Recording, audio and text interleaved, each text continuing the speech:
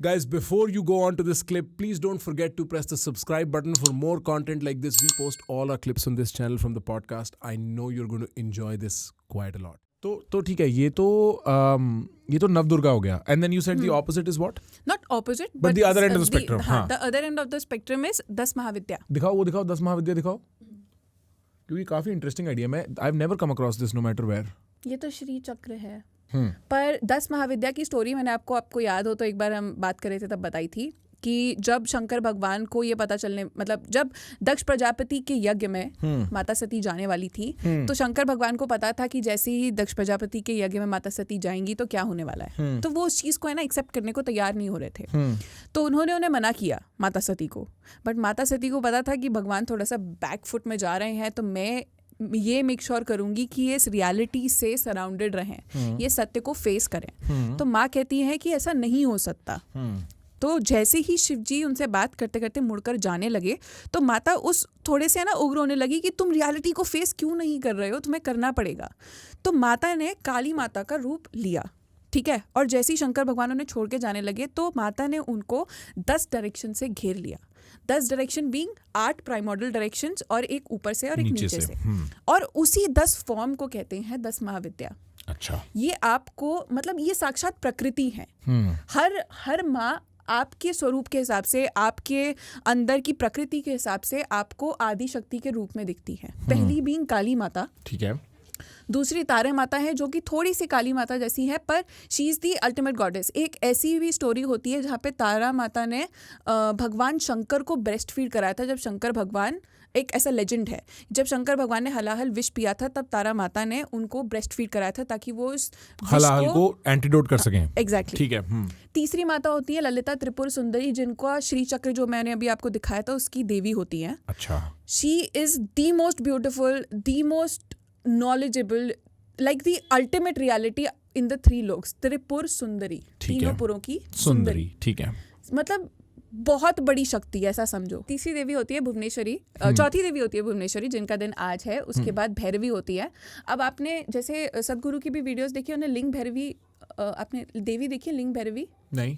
अच्छा. तो सदगुरु ने कॉन्सेक्रेशन करते हैं लिंग भैरवी. उनकी बड़ी सुंदर सी एक देवी है. भैरवी रिप्रेजेंट्स हमारी kundalini. Oh bro, this is super scary to me, dude. मैं पता है अभी 1-1.5 हफ्ते पहले ना इस लूप में फंस गया था यार. मेरे को विपश्यना से आने के बाद ना काफी टाइम थोड़ी एंजाइटी रही थी. एक दिन मेरे दिमाग में आया मेरी कुंडलिनी तो नहीं जाग रही.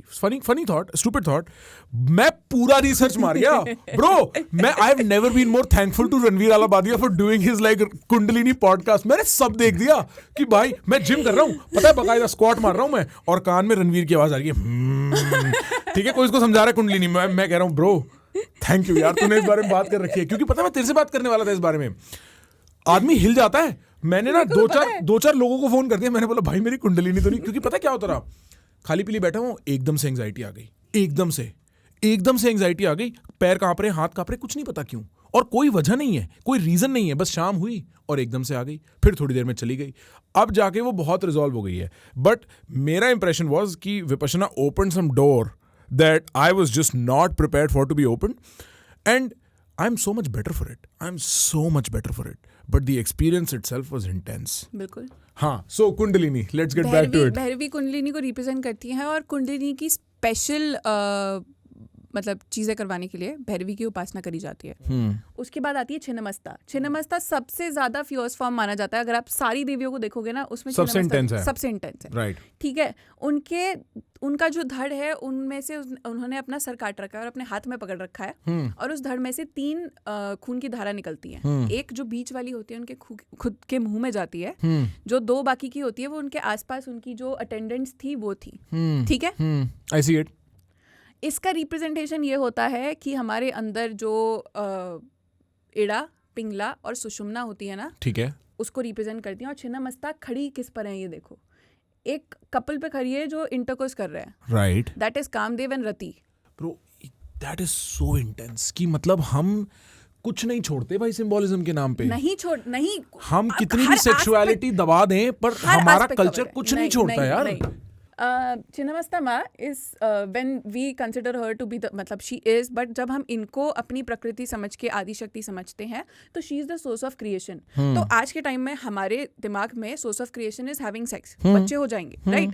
But ये उससे भी ऊपर है. इसी वजह से she is standing on Kamadeva and रति. हमारे लिए जो एक रिप्रोडक्शन का क्रिएशन का सोर्स है वो उस पे भी खड़ी हुई है. मतलब ये भी हमारी बुद्धि का विकार ही है. ये क्रिएशन जो हम समझ रहे हैं उससे भी बहुत बड़ी चीजें हैं और इसी चीज के ऊपर जिसको हम क्रिएशन समझ रहे हैं उसके ऊपर छिन्नमस्ता माँ खड़ी हुई है.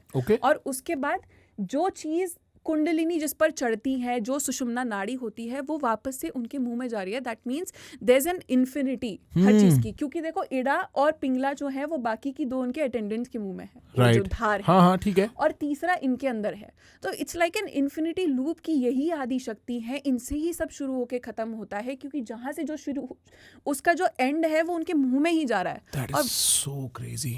That is so why इतनी डीप सिंबलिज्म. बहुत ज्यादा ब्रो, इतनी डीप सिंबलिज्म. फिर who's next? धूमावती माता. हाँ. ठीक है, लोग कहते हैं कि धूमावती माता तब भी आई थी जब धूम्रलोचन का वध हुआ था. ठीक है. धूम्रलोचन, धूमावती, इस वजह से इनको एक बहुत ही ओल्ड लेडी के फॉर्म में देखा जाता है. ग्रैंड मदर गॉडेस कहते हैं इनको. और ये जिस डायरेक्शन में बैठती हैं that is south east direction को पैसों से रिलेट किया जाता है. ठीक है, साउथ ईस्ट ही है ना. हाँ, साउथ ईस्ट है. साउथ ईस्ट को पैसों से रिलेट किया जाता है और वहाँ पे धूमावती होती है क्योंकि आप कभी भी किसी के अपने बड़े जनों के आशीर्वाद के बिना कुछ नहीं पाते, समृद्धि नहीं, मतलब ही नहीं है जी. मतलब तो she is known as the grandmother goddess. और उस जो मैंने आपको बताया ना हर डायरेक्शन से घेर लिया था, उसमें साउथ ईस्ट में धूमावती बैठती हैं. और ये आपको जब तक आशीर्वाद नहीं देती तब तक आपका कुछ होता नहीं. ठीक है. तो अगर वास्तु के हिसाब से देखें तो ठीक है. नेक्स्ट होती है बगलामुखी. बगलामुखी ने इसलिए कहते हैं क्योंकि ये जो एक जो आपको डीमन यहाँ पे दिख रहा है ना, इसको वाक सिद्धि मिल गई थी. जो ये बोलता था वो सच हो जाता था, जो ये करता था हो जाता था. इसने इतना वर्चस्व फैला लिया अपना, इतनी बदतमीजी करने लगा सब लोगों के बीच में कि माता ने उसकी जीभ पकड़कर उस पर दंड मारा था अपना. तो माता शत्रुओं की बुरी वाणी को, बुरे वचनों को पैरालाइज करती हैं बगलामुखी. Okay, very interesting. ठीक है, नेक्स्ट आती है मातंगी जिनको हम तांत्रिक सरस्वती कहते हैं. ओके. और ये ग्रीन कलर की होती हैं पूरी. और इनका जो डायरेक्शन होता है वो नॉर्थ वेस्ट होता है, जिसको हम एयर एलिमेंट भी बताते हैं क्योंकि ये म्यूजिक की देवी है तो उसको एयर एलिमेंट से हम जोड़ते हैं. ओके. और उसके बाद आती हैं माता कमला. ओके.